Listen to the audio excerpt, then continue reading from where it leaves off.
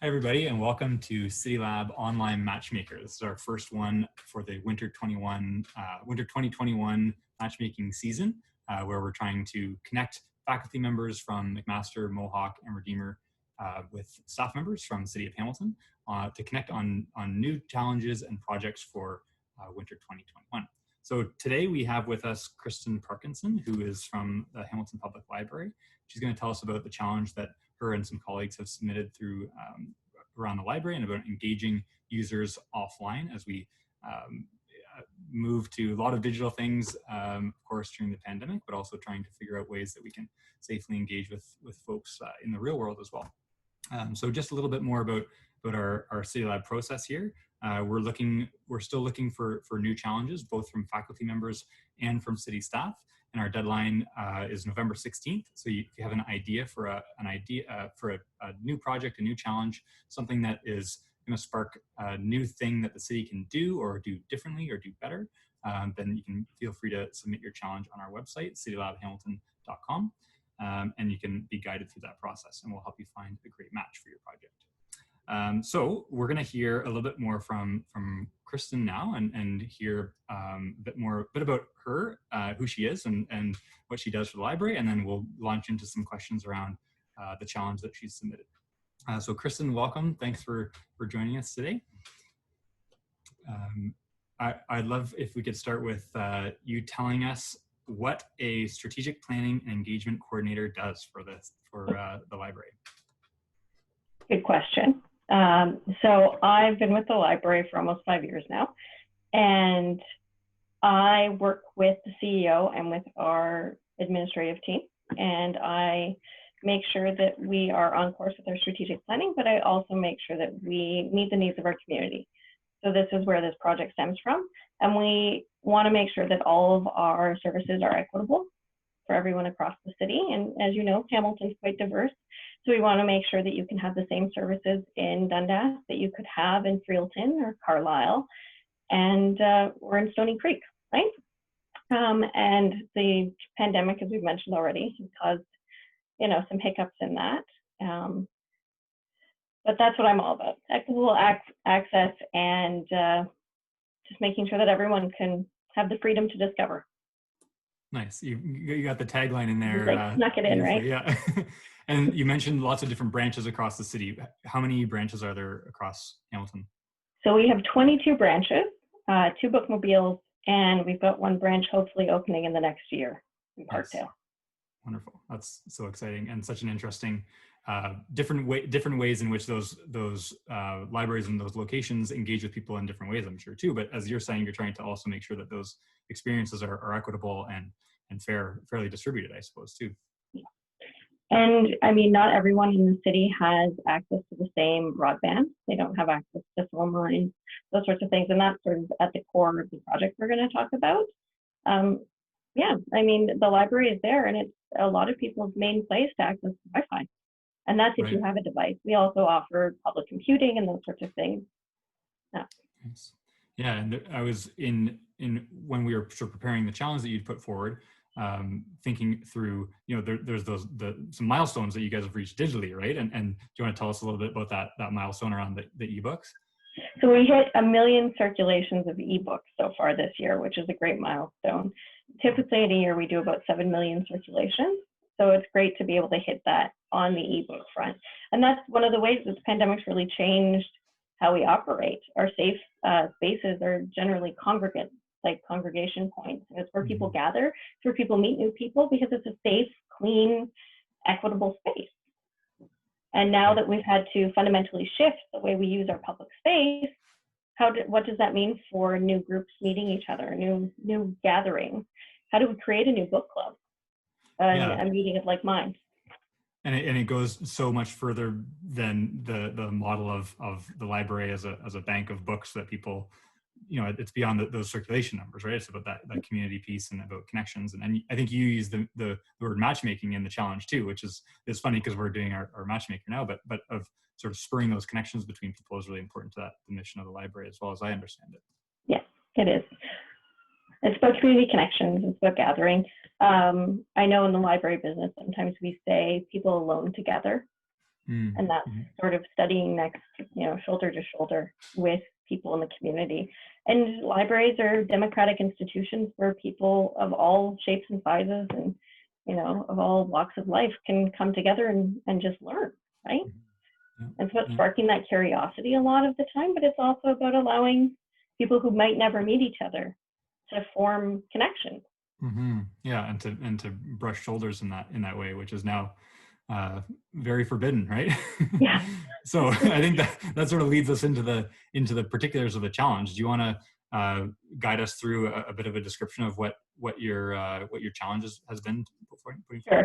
So with the pandemic, we've shifted our program to online and virtual programming. We've also done some interesting things with the telephone. We found a lot of people prefer to just pick up the phone because there's a little bit of screen fatigue happening. I think everyone can understand.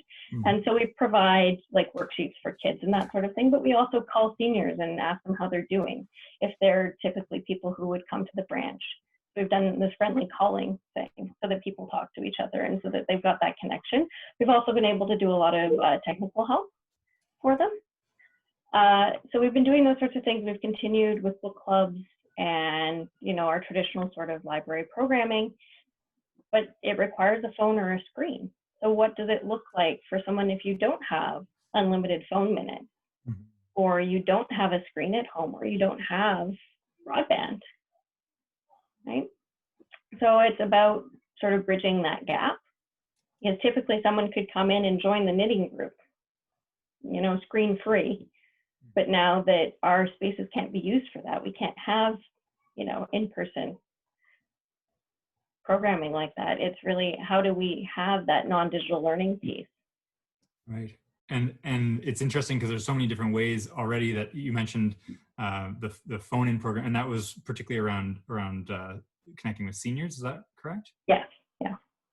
Nice. And tons of digital things, but then it's how do we do things? So the real crux of the question is looking for ideas around safe ways to engage in person or sort of creatively. Is that sort of the piece that you're looking for? Yeah, and how do we facilitate sort of community gathering without communities gathering? How do you make those connections? And there's a lot of qualitative data coming out of our program that talks about the connections people have made between other book club members. And we have ongoing book clubs from before the pandemic, but how would we go about building a new group of like-minded people? Right, if they're not already formed. Yeah. Like, how do you create communities? Yeah, interesting. Yeah. So it's sort of, it's not only that non-digital programming, but it's also like, how would we build those communities? Right, that don't, of people who don't already know each other. And that's really good. It's something that I think some of our instructors can understand too, as they're large part working online with their students, and sometimes for CityLAB projects trying to have a group of students work on something and make those groups, and it's very difficult to forge those connections when folks haven't met in person, for sure. So it's a shared challenge, and there might be some ideas definitely just from the instructors too and their experiences with those things too digitally. Can you tell us about, are there things that you've seen across Canada or around the world that have inspired you or have given you a sense of a direction for things that you'd like to do at Hamilton Public Library? I was speaking to some of our staff who've been around longer than I have, because I'm quite young. People who predated when we had public access computers and when we had Wi-Fi and those sorts of things. And they talked about giving out packets for English learning. They talked about, large print packages and those sorts of things that someone could bring home with them and work on. So, which is not something we do. And I know it's something the schools have been looking at as well with, asynchronous learning. So maybe there's something there. I haven't personally looked at the secondary source material for like what libraries in the North are doing right now. But that might be something interesting to look at. With northern and remote communities and yeah. And I mean, the Prime Minister was just on yesterday talking about broadband, but it is a challenge in Hamilton proper. If you go to Dundas, your internet isn't great. If you're in Freelton or Carlisle, your internet isn't great. Your access isn't great, and you're paying a lot of money for some standard internet access. Right. So it goes beyond the not having access to technology, which is a separate equity issue, to just the infrastructure connection too, not allowing for the same access for folks, for sure. Yeah, and that's really interesting too. And you noted it in the challenge description around looking, and we're so focused on improving technology and doing different technology better. And in this sort of Zoom era, we're doing that all the time. But then it's also like, well, what are the lessons from? And you said in the challenge from the 70s, 80s, early 90s, I guess, around pre-internet time, and how some of those, mail and how some of those different things can also bring people together with packets and with other ways of information sharing and community building. I think that's really interesting. And there's a lot of to be gained from those experiences of folks who've been around in the system longer, for sure. I'm wondering too if you could tell us a little bit more in detail around the sort of proposed deliverables. So we always ask our staff members to give some specificity around what they're looking to sort of get out of the project at the end. And Krystin, you provided us with some good examples. Could you tell us about some of those ideas? And this is just for our instructor listeners. It doesn't mean that it's sort of the only thing that might be useful or applicable, but this is sort of what staff have thought about in terms of what would be useful for them. But there's also ways to build it into the course as well. Well, at the library, we're always ready to try something new and to innovate, right? So we thought that really functional deliverables would be really helpful this time around. It was really about what could be actionable. With primary source material, we thought a checklist that staff could use if they were planning programs would be really, really helpful. We could sort of match requirements with what we were planning on doing after a primary source survey was done, that sort of thing. With the secondary material, we definitely thought that either some literature reviews or investigations on, sort of a business case proposal of what other systems are doing, or, ideas, that sort of thing would be really helpful, because then I can present that to our leadership group and say, let's try these, A, B, C, D, E, F, G, right. But maybe not, H. Yeah. But having something sort of ready to go, and it would be a business case around a particular program delivery model. Is that that's exactly sort of what the yeah would be? Okay, nice. Yeah, with outcomes and that sort of thing put in place. Yeah, and moving beyond, here's a bunch of ideas, Krystin. Good luck.